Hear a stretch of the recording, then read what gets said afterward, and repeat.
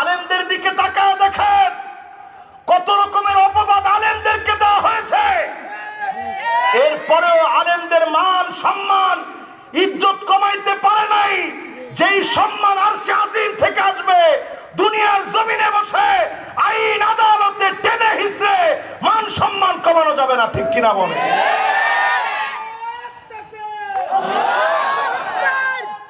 মানুষ আছে দেখবেন ডান দিক দিয়ে যাচ্ছে, মানুষ বাম দিক দিয়ে পালায়া চলে যায়।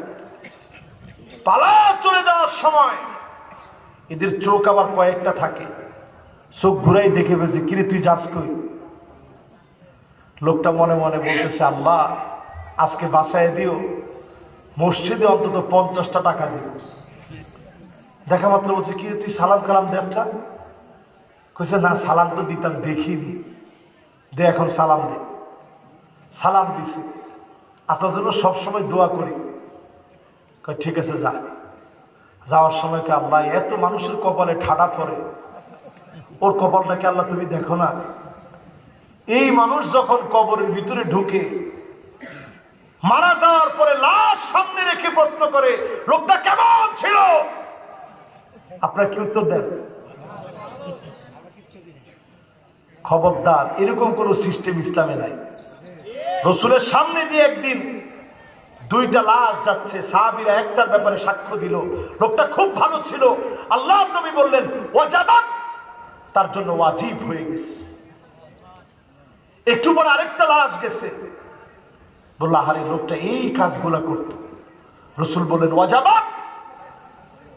হযরত ওমর বললেন নবীজি প্রথমে আপনি ওয়াজাবাত বললেন, দ্বিতীয় আপনি ওয়াজাবাত বললেন, এই 2 লাশের জন্য কি ওয়াজিব হয়ে গেছে? আল্লাহ নবী বললেন আনতুম শুহাদাউল্লাহি ফিল আরদ, তোমরা এই জমিনে আল্লাহ সাক্ষী, যার জন্য ভালো সাক্ষী দিলা, তার জন্য যিনি আল্লাহর জান্নাত ওয়াজিব বানায় দিয়েছেন তিনি কে? আর যে লোকটার জন্য সাক্ষী দিলা লোকটা খারাপ, তার জন্য জাহান্নাম ওয়াজিব হয়ে গেছে। যতজন এই মাহফিলে বসা আছেন, আপনি এই কথা বলেন না হুজুর আমি খুব ঠোঁট কাটা, স্টেপ ফরওয়ার্ড, সামনাসামনি যা ইচ্ছা তাই বলি। ইসলাম আপনার এটা শেখায় নাই। তোমার ঠিকটা একজনে বলছে, এখন আরেকজনে বলতে দিছিল না, গলা ভেঙে গেছে। সবাই মিলে বলেন তো, ইসলাম এটার সুযোগ দেয় নাই। স্টেপ ফরওয়ার্ড, হুজুর আমি কথা বলতে বাপকেও ছাড়ি না, এই মার্কা কথা ইসলামে নাই।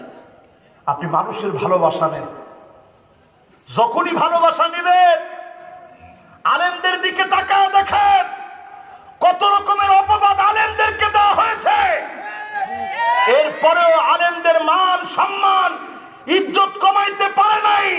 যেই সম্মান আরশে আজিম থেকে আসবে, দুনিয়ার জমিনে বসে আইন আদালতে টেনে হিসড়ে মান সম্মান কমানো যাবে না, ঠিক কিনা বলে?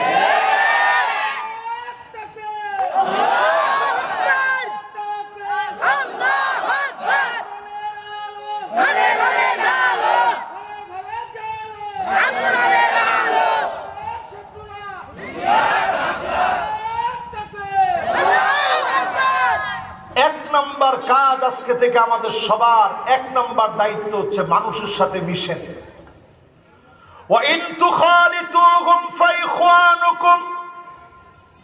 মানুষের সঙ্গে মহব্বত নিয়ে মিশেন।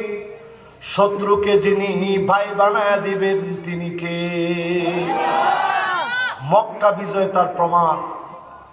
নবীজি মক্কা বিজয়ের দিন যেদিন আসছেন, সাহাবায়ে কেরামদেরকে মাথার চুল মুন্ডন করে জবাই করতে বললেন। সাহাবায়ে কেরাম কেমন যেন একটু পরে করবে এমন একটা ভাব। আম্মা জানদের সঙ্গে নবীজি এসে পরামর্শ করলেন। আম্মা জানরা বলতেছে নবী আগে আপনি করেন, তাইলেই সাহাবায়ে কেরাম করবে। নবীজি বললেন সাহাবীরা শোনো, টয়লেটের সামনে লম্বা সিরিয়াল থাকবে, যতজন সদস্য আছো টয়লেট ধরে নাই তারাও এসে দাঁড়ায় থাকবা। কাফেররা যেন দেখেই মনে করে এতজন লোক যদি টয়লেটের সামনে দাঁড়ানো, ঘরের ভিতরে না জানি কি অবস্থা। সুবহানাল্লাহ। মক্কা বিজয় হয়ে গেছে।